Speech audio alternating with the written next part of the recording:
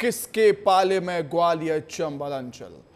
ग्वालियर चंबल अंचल की बात करना बेहद जरूरी हो जाता है क्योंकि यहाँ की सियासत काफी दिलचस्प है और ये जो पूरा क्षेत्र है ना ग्वालियर चंबल अंचल का बेहद महत्वपूर्ण भी होता है, राजनीति के लिहाज से बेहद महत्वपूर्ण है। तीसरे चरण में मध्य प्रदेश की 9 सीटों पर मतदान होगा, लेकिन सबसे ज्यादा नजर ग्वालियर चंबल पर बनी हुई है। मध्य प्रदेश की राजनीति में दिलचस्पी लेने वाले लोग ग्वालियर चंबल को लेकर खूब ज्यादा चर्चा कर रहे हैं कि आखिर माहौल क्या है भाई साहब। ग्वालियर, भिंड, मुरैना और गुना सीट पर सबसे खास बात यह है कि 2019 में इन 4 सीट पर पिछली बार कांग्रेस का खाता भी नहीं खुल पाया, लेकिन इस बार मुकाबला कड़ा है, कांटे की टक्कर मानी जा रही है। 2023 विधानसभा चुनाव में यहां से आने वाली 34 विधानसभा सीटों में से 19 सीटों पर बीजेपी ने जीत हासिल की थी, 15 सीट कांग्रेस के खाते में थी। अब एक एक करके चारों लोकसभा सीट की जानकारी आपको देते हैं। जी हां, सबसे बड़ा चेहरा यहां पर ज्योतिरादित्य सिंधिया का ही है, जो पिछली बार चुनाव हार गए थे। इस बार गुना से बीजेपी के उम्मीदवार हैं। पिछली बार कांग्रेस में थे, इस बार बीजेपी में है। गुना सीट पर यादव वोट बैंक पर सबसे खास नजर है। उधर ग्वालियर में भरत सिंह कुशवाहा के सामने कांग्रेस के प्रवीण पाठक हैं। यहां ब्राह्मण वोटर्स निर्णायक साबित हो सकते हैं। मुरैना की बात, मुरैना में शिव मंगल सिंह तोमर के सामने कांग्रेस के सत्यपाल तोमर हैं। यहां दोनों ही उम्मीदवार क्षत्रिय हैं। और भिंड की बात करें तो भिंड में संध्या राय के सामने कांग्रेस के फूल सिंह बरैया। यहां पर दलित वोटर्स निर्णायक भूमिका निभाते हैं।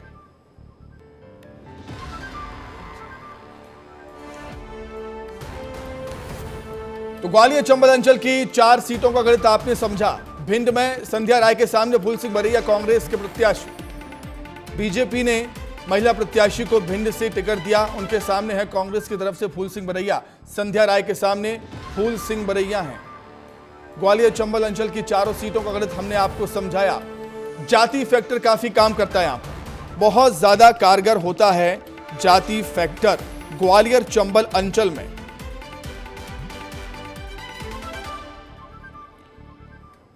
और इसी पर एक चर्चा करने के लिए हम रुक करेंगे हमारे सहयोगी अनिल गौर ग्वालियर से, सूरज तिवारी भोपाल से जुड़े हुए हैं और भी कुछ सहयोगी हमारे साथ जुड़ने वाले हैं। मनोज उपाध्याय मुरैना से हमारे साथ जुड़ गए हैं, हम उनसे बातचीत करेंगे। लेकिन सबसे पहले अनिल, मैं आपके पास आ रहा हूं। बार बार हम कह रहे हैं कि ग्वालियर चंबल अंचल बेहद खास मध्य प्रदेश की राजनीति के हिसाब से, और सबसे खास बात यह है कि यहाँ की राजनीति काफी दिलचस्प होती है क्योंकि यहाँ पर जाति फैक्टर्स जो हैं वो काफी कारगर साबित होते हैं, काफी प्रभाव डालते हैं अपना चुनावों में।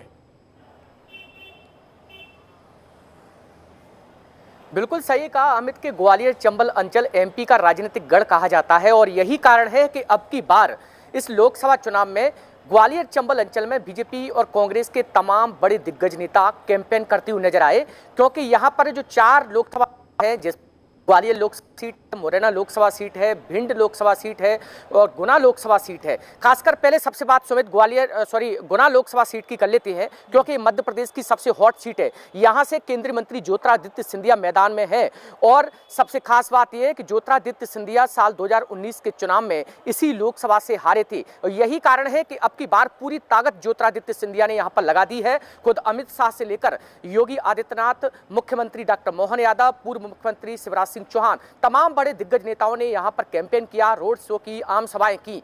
और सबसे खास बात यह है कि यहां पर कांग्रेस भी कम नहीं है क्योंकि जिस तरीके से यहां पर बीजेपी ने जो वर्तमान सांसद है केपी यादव, उसका टिकट काटकर केंद्रीय मंत्री ज्योतिरादित्य सिंधिया को टिकट दिया है, तो वहीं कांग्रेस अनिल में लौटूंगा आपके पास। अनिल में लौटूंगा। मनोज उपाध्याय मुरैना से हमारे साथ जुड़ गए हैं। मनोज, क्या है जाति, क्या है समीकरण, क्या माहौल है मुरैना में? जातिगत समीकरण यहाँ भी कारगर साबित होते हैं, काम करते हैं, इफेक्ट डालते हैं। क्या यहाँ से टफ फाइट देख रहे हैं आप मुरैना में? मनोज जी सुमित, मैं बिल्कुल बताना चाहूंगा कि जातिगत समीकरण के आधार पर ही चंबल में चुनाव हमेशा होता है और यहाँ इस समय त्रिकोणीय मुकाबला है कि जाति फैक्टर इस तरीके से जो टिकट वितरण हुए हैं उसमें फंसा दिया है कि जिस वजह से क्या नाम है यहाँ एक त्रिकोणीय मुकाबला हो गया है, बराबर का मुकाबला है। कहीं न कहीं भाजपा के पैरों खड़ते दिखाई दे रहे हैं, क्योंकि मोदी की सभा भी ज्यादा सफल नहीं रही। उसके बाद मोहन का रोड शो, मुख्यमंत्री मोहन का रोड शो भी में ज्यादा सफल नहीं रहा। और भी कई दिग्गज नेता यहाँ आए, प्रदेश अध्यक्ष BD शर्मा, सुरेश पचौरी सहित कई दिग्गज नेता यहाँ आ रहे हैं और मुरैना से ऊपर लोकसभा में अपनी सभाएं मंगल सिंह के प्रत्याशी के समर्थन के लिए कर रहे हैं। लेकिन बता दें कि जाति फैक्टर के आधार पर यहाँ व्यापारी का बहुजन से चुना वो टिकट होने के कारण यहाँ के जो आंकड़े थे, जो जीत का हौसला वो था, वो पूरा बिगड़ गया है। क्योंकि व्यापारी के जो 2 लाख वोट हैं वैश्य वर्ग के, वो पूरे एकजुट होकर मनोज मैं आपके पास मनोज आपके पास लौटूंगा, दोबारा समझूंगा मुरैना में क्या माहौल है, किस तरह के जाति समीकरण वहां पर काम करते हैं। सूरज हमारे साथ राजधानी भोपाल से जुड़े हुए हैं। सूरज, बार बार हम कह रहे हैं कि मध्य प्रदेश की राजनीति के लिहाज से ग्वालियर चंबल अंचल बेहद खास होता है। बेहद खास इसलिए भी होता है क्योंकि पिछली बार हमने देखा है जब सिंधिया कांग्रेस में थे, बीजेपी में आए, ग्वालियर चंबल अंचल से आते हैं, बड़ा ही उलटफेर हो गया, सत्ता परिवर्तन ही हो गया। इसलिए ग्वालियर चंबल अंचल को बेहद खास माना जाता है। और मध्य प्रदेश की बात करें जाए तो मध्य प्रदेश में भोपाल से नज़र भी ग्वालियर चंबल अंचल पर रखी जाएगी। काफ़ी महत्वपूर्ण है बीजेपी के लिए ये अंचल। सूरज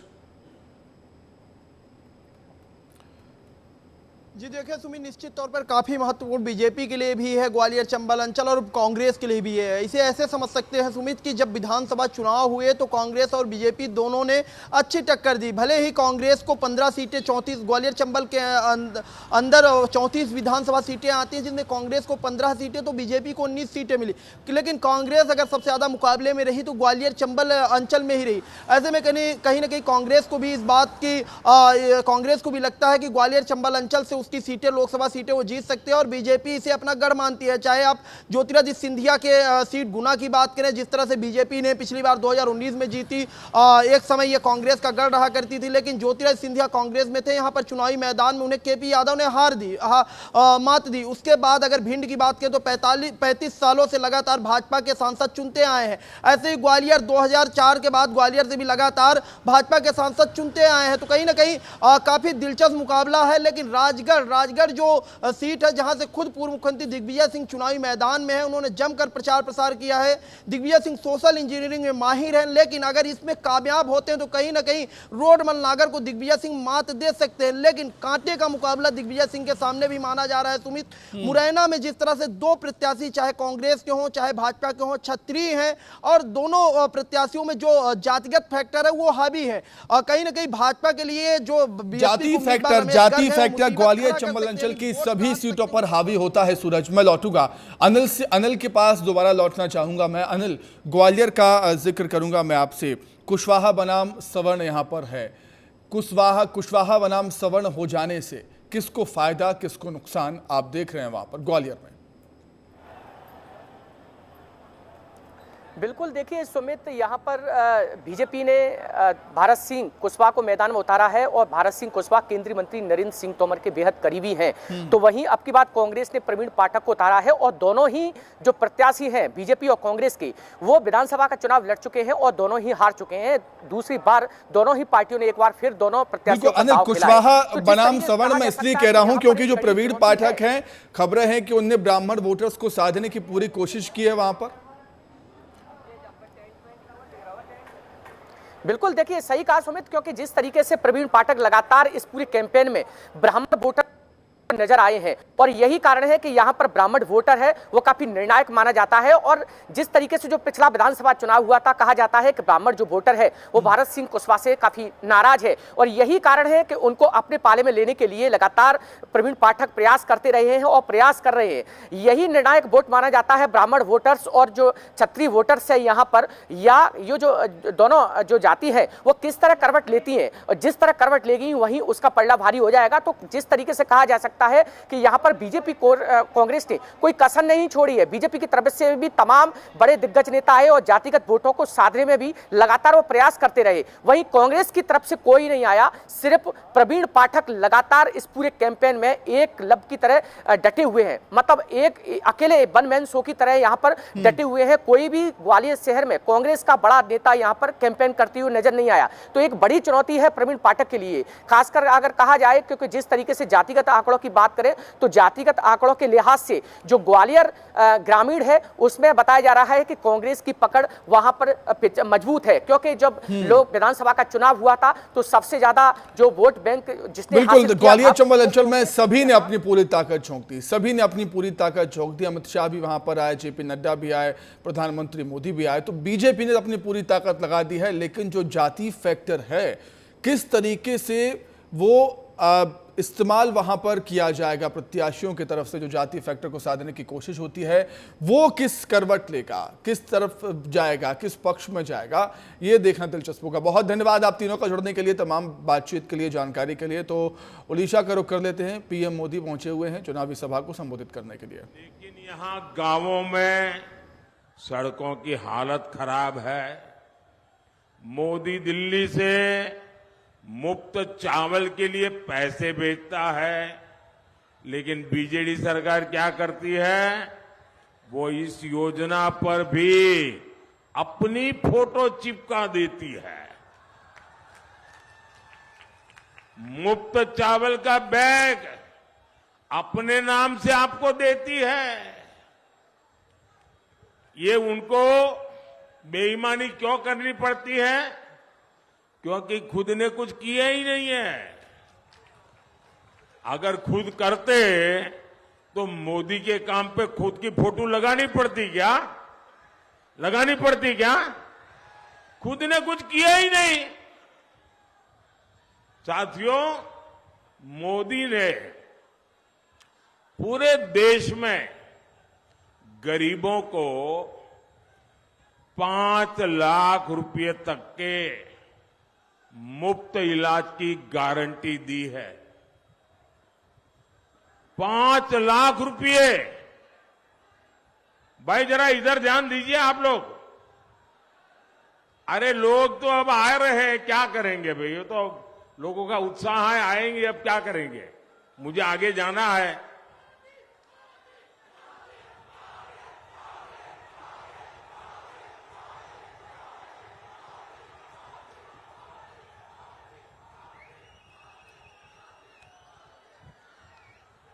देश भर में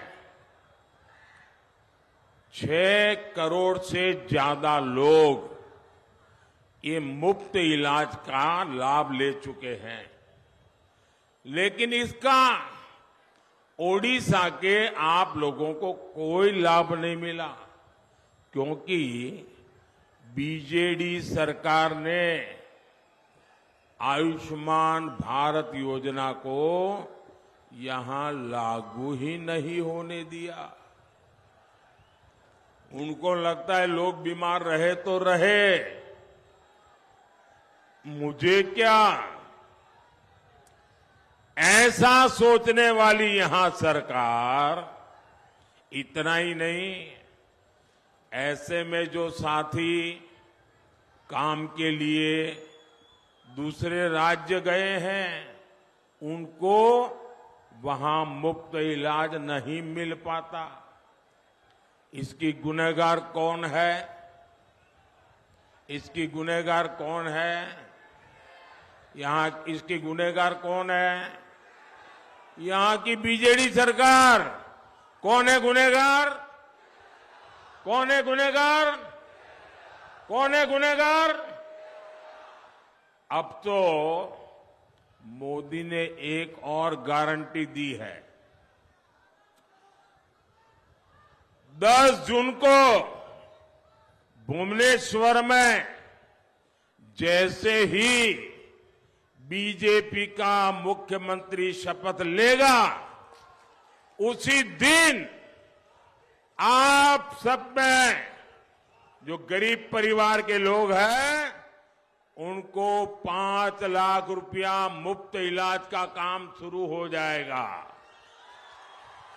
और जो 70 साल से ऊपर के हमारे बुजुर्ग भाई बहन हैं, उनको भी किसी भी परिवार से हो, किसी भी जाति से हो, किसी भी समाज से हो, आपके घर में 70 से ऊपर के जो भी है, हर एक का इलाज का खर्चा अब आपको नहीं, ये भगवान जगन्नाथ का बेटा करेगा, मोदी करेगा, मोदी। और इससे बुजुर्गों का ही नहीं, परिवार के युवाओं का भी फायदा होगा। जबलपुर से खबर है, जहां पर पति पर ही गर्भवती पत्नी की हत्या का आरोप लगा है। अवैध प्रेम संबंधों की वजह से हत्या की साजिश रची गई थी। माढ़ोताल थाना अंतर्गत भोला नगर में ये हत्या का खुलासा हुआ है। पति शुभम चौधरी के एक महिला से अवैध संबंध थे। पत्नी की हत्या के लिए शुभम ने दोस्त के साथ मिलकर प्लानिंग की थी, मर्डर की साजिश रची थी। इसी दौरान पत्नी रेशमा का गला घोंटकर उसकी हत्या कर दी गई। रेशमा के पेट में 8.5 माह का गर्भ था। और इसी पर अधिक जानकारी के लिए, चर्चा करने के लिए सीधे हम जबलपुर का रुख कर लेते हैं। दुर्गेश साहू हमारे साथ जुड़े हुए हैं। दुर्गेश, संस्कार धानी एक बार फिर से शर्मसार हुई है और लगातार जबलपुर में जो घटनाएं घटित होती हैं, हो रही हैं, उससे कहीं ना कहीं पुलिस की कार्यशैली पर भी सवाल खड़े हो रहे हैं। दुर्गेश। बिल्कुल सुमित, देखिए अपराध बढ़ता है तो पुलिस की कार्यशैली पर सवाल तो खड़े होना लाजमी है, लेकिन इस मामले में जिस तरह से अपनों ने ही अपनों का गला घोटा है तो उसमें कहीं ना कहीं पुलिस और कानून भी एक तरीके से हाथ खड़े कर देती है। क्योंकि ये जब मामला सामने आया था तब कहानी कुछ यूं निकलकर सामने आई थी कि 4 बदमाशों ने पति पत्नी पर हमला किया और इस हमले के दौरान गर्भवती महिला जो है चोटिल हुई और उसकी मौत हो गई। लेकिन जब पुलिस ने इस पूरे मामले पर जांच पड़ताल की, आरोपी पति से जब सख्ती से पूछताछ की तो मामला कुछ और ही निकला। जो निकला वो काफी हैरान कर देने वाला था। ये दरअसल अवैध संबंधों को छिपाने और पत्नी की हत्या को छिपाने के लिए पूरी कहानी गढ़ी गई थी लूट की। दरअसल माढ़ोताल थाना क्षेत्र का ये मामला है जिसमें आरोपी पति जो है अपनी पत्नी के साथ ससुराल जा रहा था और इसी दौरान रास्ते में उसने अपने एक दोस्त को अपनी कार में बिठाला और फिर पीछे की सीट से बैठे दोस्त ने पत्नी का उसी के पल्लू से गला घोंट दिया और फिर पति ने अपने सर पर पत्थर से चोट मारी और फिर पूरी कहानी गढ़ते हुए थाने पहुंच गया, जहां पर उसने इस लूट की वारदात को बताया। लेकिन पुलिस लगातार जब सीसीटीवी फुटेज खंगाले, जब जांच पड़ताल की तो सीसीटीवी फुटेज में कहीं भी झड़प की स्थिति या फिर मारपीट की तस्वीरें नजर नहीं आई और तभी से ही पुलिस को संदेह गहरा गया और फिर आरोपी पति से जब सख्ती से पूछताछ की तो उसने पूरी वारदात को अंजाम देना कबूल किया है। ठीक है, बहुत शुक्रिया दुर्गेश, बहुत धन्यवाद आपका जुड़ने के लिए, तमाम जानकारी के लिए। आगे बढ़ते हैं। अब शहीद जवान विकी पहाड़े का पार्थिव शरीर छिंदवाड़ा पहुंचा हुआ है और पहुंच गया है। आज ही अंतिम संस्कार किया जाएगा शहीद जवान का और सीएम डॉक्टर मोहन यादव भी छिंदवाड़ा आएंगे। ये तस्वीरें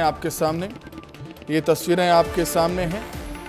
कश्मीर में आतंकी हमला हुआ था जिसमें छिंदवाड़ा के जवान शहीद हुए थे विकी पहाड़े और आज गृहग्राम नौनिया करबल में उनका अंतिम संस्कार किया जाएगा राजकीय सम्मान के साथ।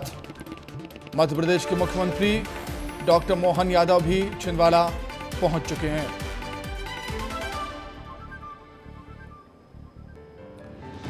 आगे बढ़ते हैं। यूपी के जौनपुर से इस वक्त की बड़ी खबर। बाहुबली नेता धनंजय सिंह की पत्नी का टिकट कटा है। जौनपुर सीट से बीएसपी ने श्रीकला रेड्डी का टिकट काट दिया। सांसद श्याम सिंह यादव को बीएसपी ने अपना उम्मीदवार बनाया है। जौनपुर सीट से इस वक्त की बड़ी खबर आपको हम बता रहे हैं।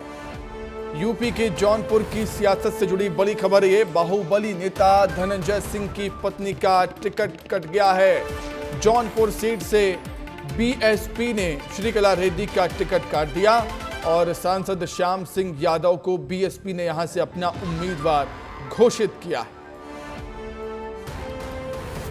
अधिक जानकारी के लिए बातचीत करेंगे। हमारे सहयोगी आदर्श हमारे साथ जुड़े हुए हैं फोन पर। आदर्श, ये सब जो घटनाक्रम हुआ है उसके पीछे की वजह क्या देख रहे हैं आप? देखिए, बिल्कुल निश्चित तौर पर ये जो सूचना आ रही है, जो टिकट कटा है, इसके पीछे निश्चित तौर पर कई सारी वजह हैं। क्योंकि बीजेपी से संबंध जो है कहीं न कहीं धनंजय सिंह के खराब थे, तो ऐसे में बहुत मुमकिन है कि अंदर खाने कोई बातचीत हुई हो और इस बात के लिए राजी किया गया हो अब बसपा से भी बात करके कि वो टिकट कटने के बाद या टिकट से चुनाव से हटने के बाद बीजेपी को समर्थन कर सकते हैं। और ऐसे में कयास ये भी लगाए जा रहे हैं कि उनकी पत्नी श्रीकला धनंजय सिंह जो हैं वो टिकट कटने के बाद बीजेपी ज्वाइन भी कर सकती हैं और बीजेपी के उम्मीदवार को समर्थन भी दे सकती हैं। तो निश्चित तौर पर भविष्य की गर्त में छुपा हुआ है कि आखिर क्या कुछ तय हुआ है, क्या बातचीत हुई है, लेकिन इतना जरूर है कि ये टिकट कटने से और साथ ही साथ अगर ऐसा होता है कि श्रीकला धनंजय सिंह बीजेपी ज्वाइन करती हैं तो निश्चित तौर पर कहीं न कहीं पूर्वांचल की राजनीति में कई बड़े बदलाव के संकेत मिलते हैं। ठीक है आदर्श, बहुत धन्यवाद तमाम जानकारी के लिए, बहुत शुक्रिया आपका। आगे बढ़ेंगे। अब देश में लोकतंत्र का महापर्व चल रहा है, जनता सरकार को चुन रही है, लेकिन बलरामपुर के कुरडीह में 5 गांव के ग्रामीणों ने बुनियादी सुविधाओं और अपनी मांगों को लेकर चुनाव का बहिष्कार का ऐलान कर दिया। लेकिन विस्तार न्यूज ने इस खबर को प्रमुखता से दिखाया, जिसका असर हुआ है। प्रशासन ने मामले को गंभीरता से लेते हुए अफसरों को इन गांवों में भेजा है, ग्रामीणों से उनकी समस्याएं सुनी हैं और भरोसा दिया है कि उनकी तमाम समस्याओं का हल जल्द से जल्द किया जाएगा। इसके बाद 5 गांवों के ग्रामीण वोटिंग के लिए तैयार हुए। गरियाबंद से खबर है, जहां फिंगेश्वर शहर के करीब एक हाथी पहुंचने से हड़कंप मच गया। हाथी के आने से पूरे इलाके के लोगों में दहशत का माहौल है। वन विभाग ने 20 साल से ज्यादा गांवों को हाथी को लेकर अलर्ट किया है। आसपास के ग्रामीणों का कहना है कि दल से अलग हुए इस हाथी ने अब तक कई लोगों की जान ले ली है।